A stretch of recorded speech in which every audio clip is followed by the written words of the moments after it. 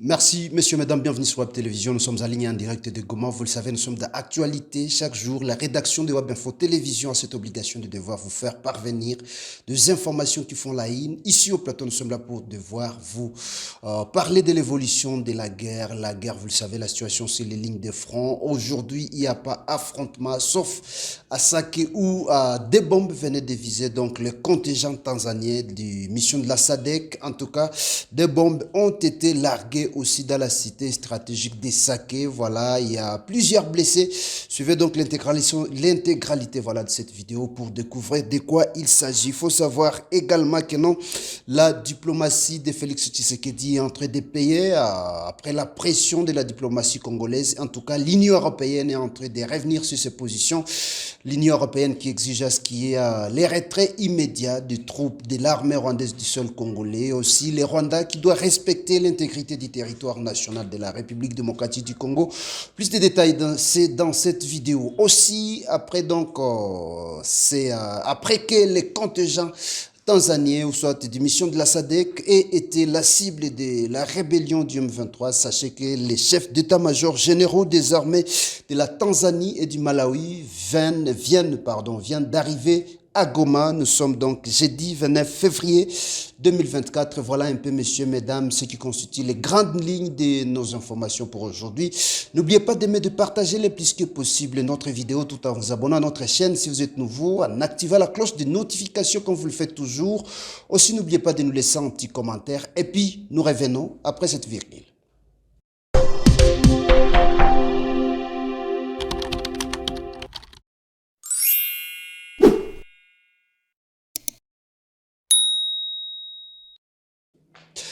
Voilà, merci messieurs, mesdames. Comme je le disais, en tout cas, des bombes viennent d'être larguées encore par les M23 dans la cité stratégique des Sake. Vous le savez, plusieurs morts, plusieurs blessés. Voilà, j'y arrive. Plusieurs blessés graves selon la société civile. En tout cas, cette bombe qui serait venue de Kiouli. Vous savez, Kiouli, c'est une position jusque-là sous contrôle de la rébellion du M23 soutenue par Kigali et Kampala. C'était aux environs de 11 heures. Après que les contingents tanzaniens de la mission de la SADC aient essuyé des tirs de sommation de la part de la rébellion de l'armée rwandaise. Voilà, en tout cas, c'est ce qu'il faut comprendre. Ces contingents étaient à mission de patrouille sur la route, le péage route voilà, qui mène vers Kichanga. C'est ce qu'il faut comprendre. En tout cas, encore une fois, la cité stratégique d'Issaké a été la cible de frappes du M23, messieurs, mesdames. Après donc des frappes qui a visé sa position, de blindés de la SADC viennent d'être cibles de deux bombes lancées selon les témoins par l'armée rwandaise. Nous sommes jeudi 29 février 2024. Surtout, plus précisément, dans le groupement des Kamuronza, nous sommes là en territoire des Massissi. C'était vers 11 h, comme je vous l'ai dit, air de Goma, des blindés de la force de la SADC, du contingent de la Tanzanie. Probablement, c'était en mission de reconnaissance, ont été visés voilà, par deux bombes non loin du péage route du péage route de l'axe Kichanga, et au niveau du rond-point, ces bombes seraient venues donc de la position du M23 situé à Kiouli, non loin des antennes, précisent les sources militaires. Voilà ce qu'il faut retenir. Et en rapport avec ces deux bombes, en tout cas, ça vient de tomber. Il y a la délégation du chef d'état-major des armées de la Tanzanie, aussi du Malawi.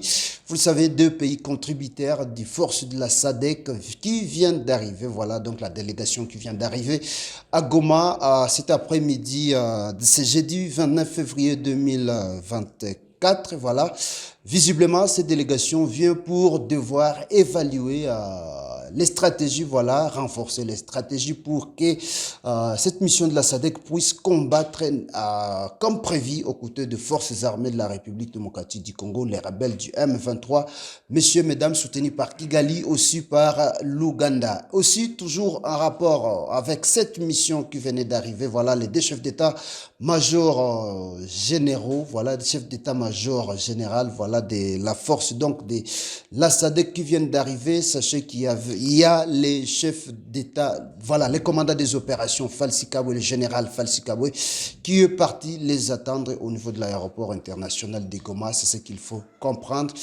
Il n'y a pas longtemps aussi, Falsi Kabwe, le commandant des opérations, était au niveau du bureau, ou soit au cantonnement à la maison des opérations de cette mission de la SADC. Messieurs, mesdames, c'était récemment avec pour mission de voir planifier des opérations de grande envergure contre l'armée rwandaise présente sur les sols congolais.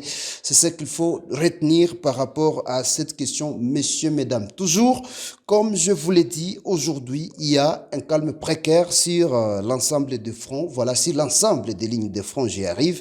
En tout cas, aujourd'hui, il n'y a pas d'affrontement, c'est ce qu'il faut retenir, même si c'est un calme précaire.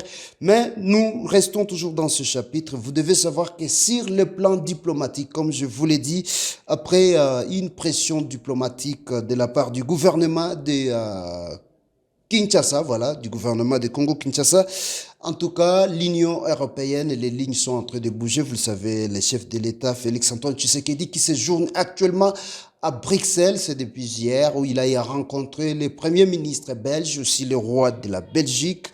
Voilà, la diplomatie a fini par payer car l'Union européenne, dans l'ensemble, a pris deux mesures, ou soit à faire toute une gamme voilà, de propositions en ce qui concerne donc la résolution de cette crise.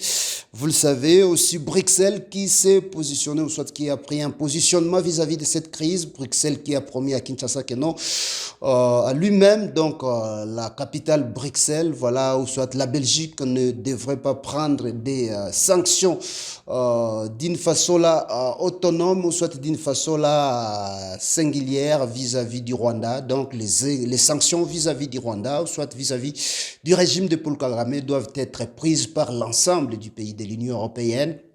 En tout cas, le roi de Belge, aussi le premier ministre de la Belgique, a fait cette promesse au président Félix-Antoine Tshisekedi comme quoi ils sont d'équerre avec le peuple congolais et que d'un moment à l'autre, ils sont en train d'initier l'Union européenne, l'ensemble de l'Union européenne, pour que des sanctions puissent être prises, des sanctions sévères, des sanctions sérieuses puissent être prises vis-à-vis du Rwanda et son régime Paul Kagame. Mais jusque-là, c'est hypothétique car nous connaissons en tout cas la diplomatie agissante vis-à-vis de Kagame. Vous le savez, Kagame, c'est un enfant chéri de la part de bon nombre de pays européens. On ne sait pas si cette mesure va devoir être d'une manière là collégiale, voilà, d'une manière collégiale, c'est ce qu'il faut retenir. Mais en ce qui concerne toujours cette diplomatie agissante de la part du chef de l'État congolais, après cette pression populaire de la part du peuple congolais vis-à-vis de l'Union européenne dans son rôle de la politique des doubles standards, soit des doubles G, il faut savoir que l'Union européenne a exhorté tout un tas de propositions à la communauté congolaise, ou soit à la République démocratique du Congo, aussi le Rwanda, pour devoir éviter la désescalade dans la sous-région, une guerre qui, d'un moment à l'autre, peut embraser la sous-région des Grands Lacs. L'Union européenne a dit ceci après une pression donc congolaise sur la situation, soit sur l'institution. Il y a eu une mise au point de la part de l'Union européenne. Il faut savoir que, en tout cas, tous les États de la sous-région doivent cesser de soutenir, ou soit doivent cesser de soutenir, voilà, tout soutien direct ou indirect à ces groupes armés, c'est-à-dire les M23 en pole position, aussi les rebelles de ADF. En tout cas, c'est ce que l'Union européenne a recommandé aussi. Le Rwanda doit immédiatement retirer son armée du sol congolais. Voilà, ces troupes de la République démocratique du Congo, cesser tout soutien aux rebelles du M23 et utiliser tous les moyens à sa disposition pour faire pression sur ces groupes afin qu'ils arrêtent et se retirer afin de promouvoir les processus de désarmement, de mobilisation et réinsertion. Il y a également la RDC qui doit cesser tout soutien et toute coopération avec les FDLR, aussi avec les groupes armés, et veiller à ce que sa population soit protégée. Vous comprendrez que ça, c'est déjà une chimère, car il y a le Rwanda qui continue toujours à prendre pour prétexte les FDLR, la coopération, comme si les FDLR continuaient à vivre en République démocratique du Congo. Pourtant, il y a, faut vous rappeler, l'armée de Paul Kagame était déployé sur le sol congolais. C'était à l'époque vers les années 2000, voilà, vers les années 2010, comme ça.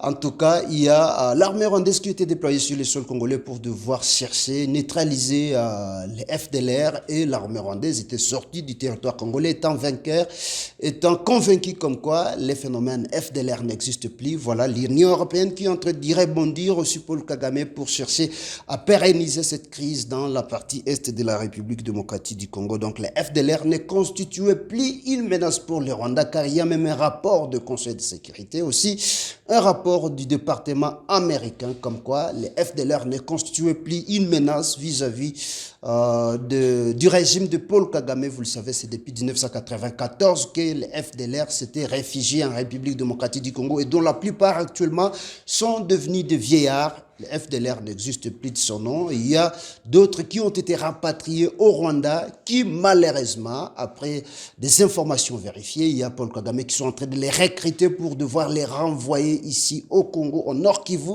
pour devoir combattre l'armée de la République démocratique du Congo, ou soit les FARDC, l'armée loyaliste. Aussi, il y a cette autre proposition, les autorités de la République démocratique du Congo doivent veiller à ce que les instructions qu'elles ont données à leurs forces armées en novembre dernier concernant les FDLR soient rapidement mises en œuvre. Voilà ce que l'Union européenne a proposé, messieurs, mesdames. Ce n'est pas un pari gagné, c'est vrai. C'est peu, mais c'est beaucoup, car sur le plan diplomatique, il y a déjà des lignes qui commencent à bouger.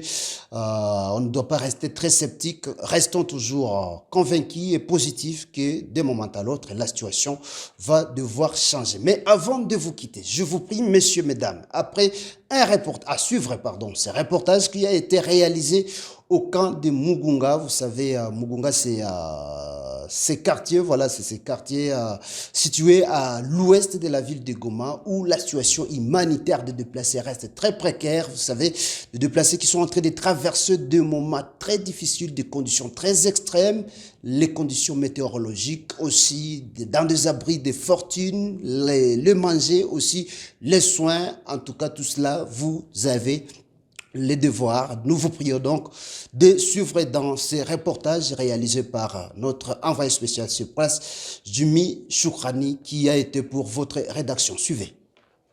Nous sommes au camp de déplacés de Kasha-Kasha-Bindu, un de nouveaux sites de déplacés situé à l'ouest de la ville de Goma en province Nord Kivu. Ici, plus de 17 000 personnes ayant fui les hostilités entre les forces armées congolaises face à l'armée rwandaise via le M23 sont arrivées à Mugunga, ce quartier périphérique de la ville de Goma, pour se protéger contre les bombes des rebelles. Des femmes et des enfants de moins de 20 ans venus des Saké, Kiroche Karuba Mushaki Kingi dans la chefferie des Baoundé et les autres à Kaoussanya Mitaba dans la chefferie des Bachali, tous dans le territoire de Massissi, vivent des moments très difficiles de leur vie. Majina ninaitwa Ami Muhima, ninakuwa msimamizi ya kambi ya Kashaka Shabinu. Kambi ya Kashaka ni kambi ambayo inapatikana mu commune de Goma, quartier Mugunga, avenue Shabindu hapa Mugunga. Hali haiko mzuri. Tulifika hapa tarehe 10 ya mwezi ya 3 mwaka 2023. Tulikuwa 5466 ménages. Lakini kwa leo tumekuwa 14759 ménages. Ile ni ménage, population inakuwa 85028. Unaona kama olie watu wapunguke, bado tena wanaongezeka tena. Donc wapya wao unakuwa tu kila siku. Na ukiangalia hapa kusalo watu hapa pembeni hapa hivi ni wakimbizi wapi. Naleta wasiwasi, watu wanaogopa na walikuwa na haja ya kurudia tena haizirudia tena. Anabaki hapa kwenye kampi. Maisha iko nguvu sana. Hakuna bashe, hakuna chakula. Maji tunao mkambi ni maji kidogo, toilette hazienee. Donc, inakuwa matata sana kabisa. Dans ce abri de fortune, seul le fort persiste aux intempéries et à la situation humanitaire extrême. Difficile de survivre dans ce genre de conditions, comme l'explique cette maman. Tulifika hapa Maana yake tulitoka Shasha, tukishatoka Shasha mabombe ni za mingi sana, tukikimbilia hapa na vitu vyote vikelungulia tu kule Shasha.